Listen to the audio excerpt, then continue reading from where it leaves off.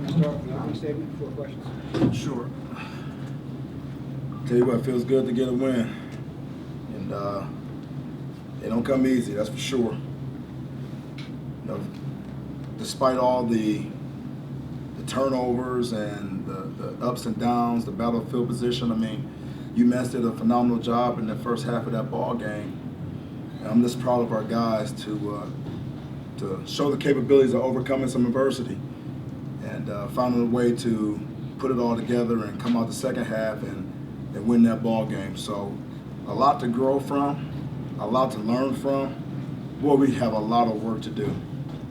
And you know, but I'm excited about the mindset of our young men, at least showing that they will fight, and we can do anything as long as we have that mindset and maintain that mindset. So I'm open myself for questions, whatever you guys got. Stan, what was the message going into halftime, like fire on the team? It was just a matter of, they say they want to be great. They say they want to win. They say they want this. They say they want that, and we weren't doing the things that we said we wanted to do in the first half of that ball game.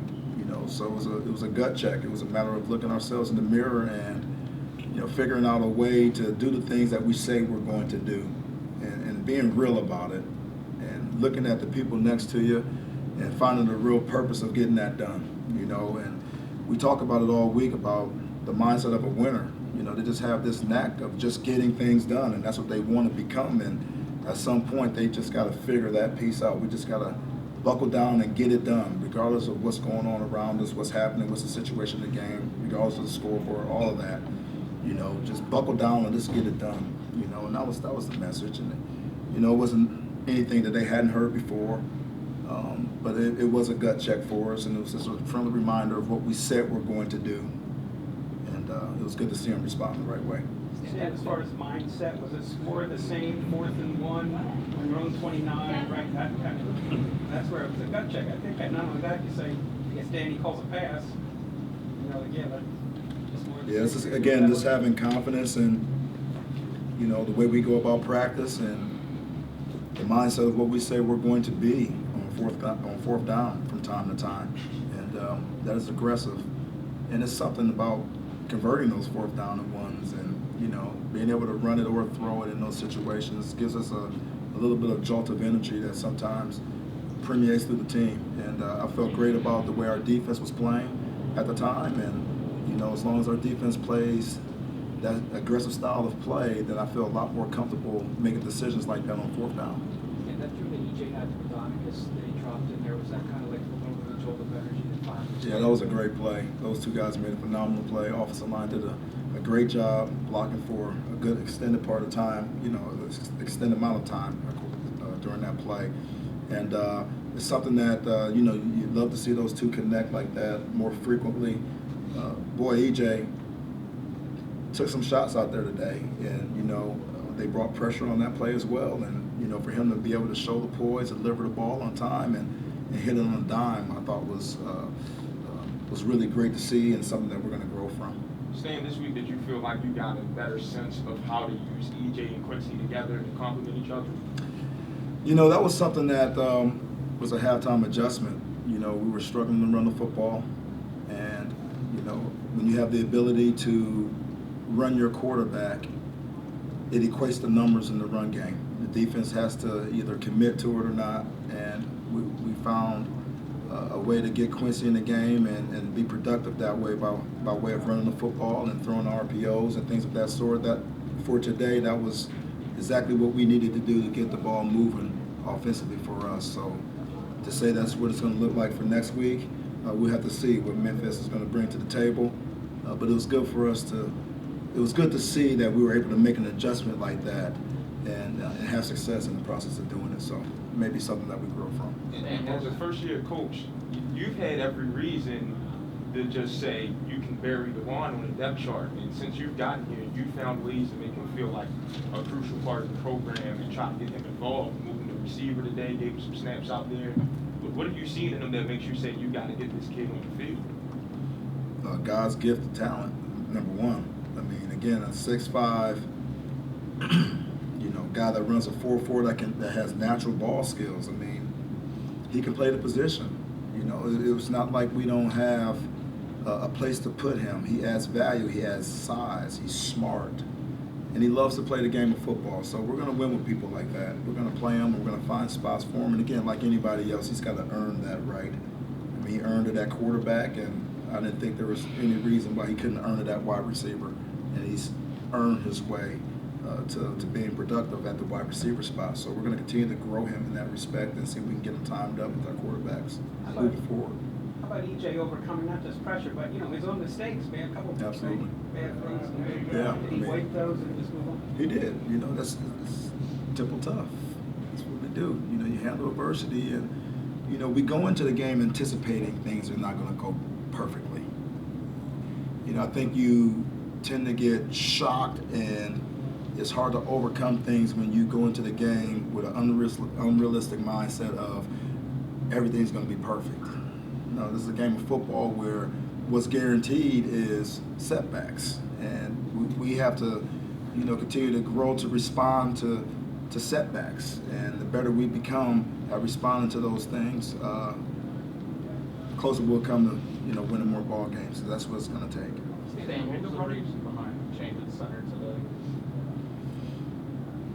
Guys getting banged up here and there is what it is from time to time, and you know, just finding the right mix of guys. You know, we want to run the football, right? And we're trying to put the guys in the best positions. And what UMass did a phenomenal job of doing is presenting a lot of defense, a lot of multiple defense that included pressure coming from everywhere.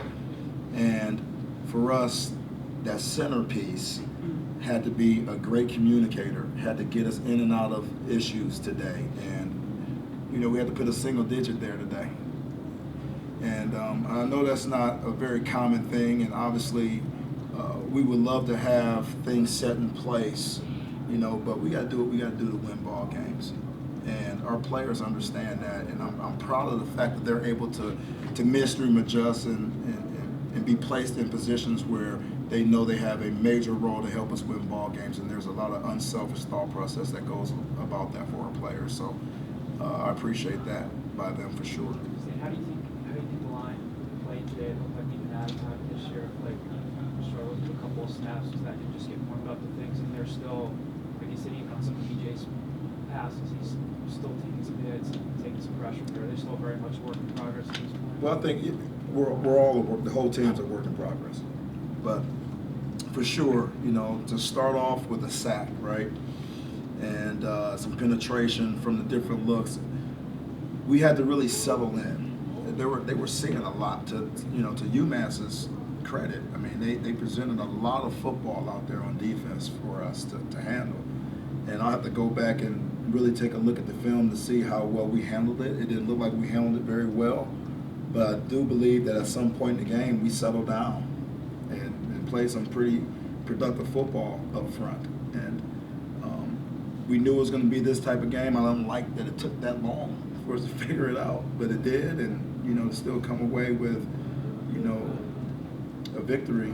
I mean, we had to play okay, you know, but we're going to get better all around. Stan, last week you mentioned trying to get all the pass catchers to be able to have good games with each other. This week, Adonicus has another good week. And then DMR, first game back from injury, he winds up being, you know, the secondary target. What does he add to the passing game? And, you know, where do you feel like the team is at this week as far as starting to get on that same page where everybody can contribute all in the same game? It's a good question. What DMR brings to the table is, you know, value in both the run and the pass. He is a very good blocker, has great hands, can run great routes, understands where adjustments need to be made in the pass game, and can get us out of trouble in the run game for sure. But, you know, to have that piece back, I'm hoping that we can become a more well-rounded offense both in the run and in the pass game. Again, you know, some guys are going to play us in man cover, some guys are going to play us in zone cover. Some guys are going to have to, you know, are going to blitz us, some guys are not. And when you have that multiplicity on defense, it's hard to sit there and say that this guy's going to get the ball, that guy's going to get the ball in this situation. You know, and that's to EJ's, credit, that he has a progression within every pass play that's called, and he's going to work through his progression and try to find the open targets. Today it just so happened to be Donald. I promise you, we didn't game plan this week saying, hey, Donald's got to touch the ball this many times to get 100 yards. We went into this ball game working through a progression within our pass concepts to make sure that our quarterback knew where to go with the football. And that's offensive play. That's the throw game. We're not, I can't say that we're good enough to sit there and say that we're going to have a receiver open when we want them open. We're just not at that point yet. I would love to get to that point, but no, we have a quarterback that needs to work through a progression, manage the offense properly, and he's doing a decent job of that right now. Good. What were Final the- What question. were the defensive halftime adjustments? I mean, they did kind of, they were able to maintain possession, quarterback run game. In the first half, they had Elvin and then that kind of stuff. Yeah, there were some misfits that were going on early on, and just guys really having to settle in. That was a good. I mean, again, you got to give UMass credit. They came in here running the ball 72% of the time because they're good at it, and they're really good at it. They're big and they're physical, and they gave our guys some problems early on. And again, that quarterback run equates numbers, and it forces our safeties to come up, and and again, for the defense, a secondary. There's guys that we see in the game plan that are open downfield, and here they are running the ball down your throat in the trenches. So you had to be very disciplined. We had to be, very disciplined with our eye control, putting our eyes in the right places at the right times. And in the first half, we did that 50% of the time. We had guys misfitting, but we settled down and we got back to fundamentals. And really, what it came down to is playing with lower pad level, and shocking. Them on contact before they shock us on contact, just like the essence of football. It wasn't necessarily sometimes a schematic adjustment, but sometimes just a fundamental adjustment that had to take place. And, we did it, and, I think we settled down in the second half that way as well. But they played great for the most part. I thought they played well, and we put them in some tough positions again, and they kept the points off the board again. So we got something special going on with our defense for sure. Thanks, Coach. All right.